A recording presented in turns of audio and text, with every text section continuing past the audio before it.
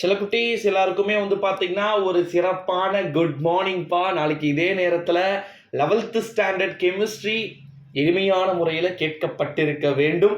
வீடியோக்குள்ளே போகிறதுக்கு முன்னாடி கடினமாக இருக்க போதா, ரொம்ப ரொம்ப ஈஸியாக இருக்க போதா, கேரண்டியே கிடையாதுப்பா. ஏன்னு வச்சுக்கோங்க, நேற்று மேக்ஸுக்கு ஓவர் ஹைப் எல்லாருமே சொன்னோம், இல்லை மேபி டஃப்பாக தான் வரும் போல் அப்படின்ட்டு.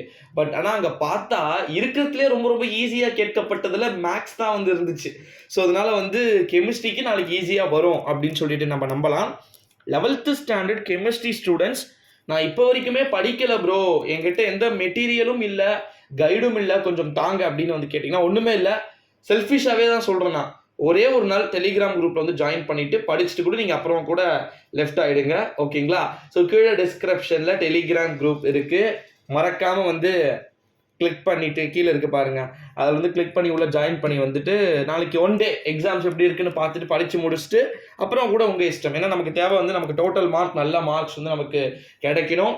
அது மட்டும் இல்லாமல் இதில் இருக்கக்கூடிய ஹைலைட்டடான பாயிண்ட் என்ன அப்படின்னு வந்து பார்த்தீங்கன்னா 1 மார்க்கு, 2 மார்க்கு, 3 மார்க்கு, 5 மார்க்கு அப்படின்னு சொல்லிட்டு மொத்தமாக டோட்டலாக 70 மார்க்குக்கு வந்து நம்ம எக்ஸாம்ஸ் வந்து எழுதுகிறோம், ஓகேங்களா? 70 மார்க்ஸ்க்கு வந்து நம்ம எக்ஸாம் எழுதுகிறோம்னா இந்த 70 மார்க்ஸ்க்கு நம்ம வந்து எவ்வளோ மார்க் எடுக்க போகிறோம் அப்படின்றது இங்கே ஒரு மிகப்பெரிய ஒரு கேள்விக்குறியாக வந்து இருக்குது. 15 மார்க், ஓகேங்களா? வெறும் 15 மார்க் எடுத்தால் நீங்கள் ஆல் பாஸ் அப்படின்னு சொன்னால் நம்புவீங்களா? நம்பிதான் ஆகணும் சில குட்டீஸ். வெறும் 15 மார்க் எடுத்தா நீங்க பாஸ், ஓகேங்களா?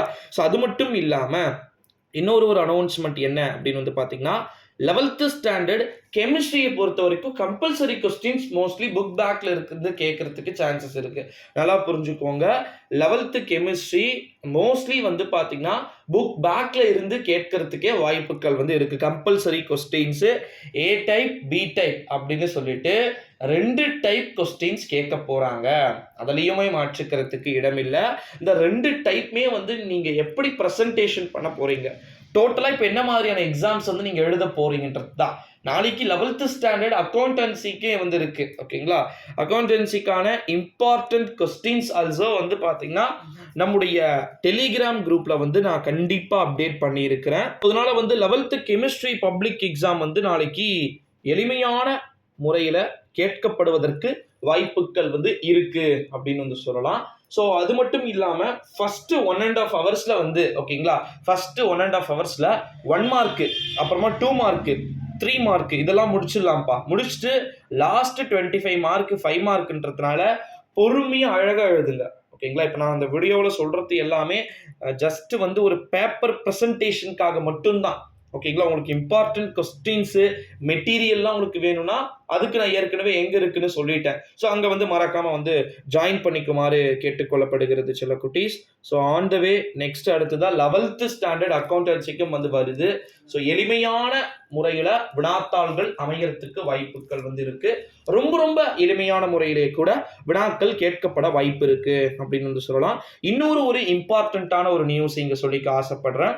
என்ன அப்படின்னு வந்து பார்த்தீங்கன்னா நம்முடைய தமிழ்நாட்டில், ஓகேங்களா, ஒட்டு மொத்தமா 12th ஸ்டாண்டர்ட் கெமிஸ்ட்ரிக்கு எங்க ட்விஸ்ட் வச்சாங்க அப்படின்னா நட்டில் நினைச்சதா அப்படின்னு சொல்ல மாதிரி 1 மார்க்ல ட்விஸ்ட் வந்துருச்சு. 1 மார்க்லயும் பிசிக்ஸுக்கு வந்து 3 மார்க்ல வந்துச்சுன்னு நினைக்கிறேன். ஸோ அந்த மாதிரி ட்விஸ்ட் உங்களுக்கு வரத்துக்கு சான்சஸ் வந்து கிடையாது.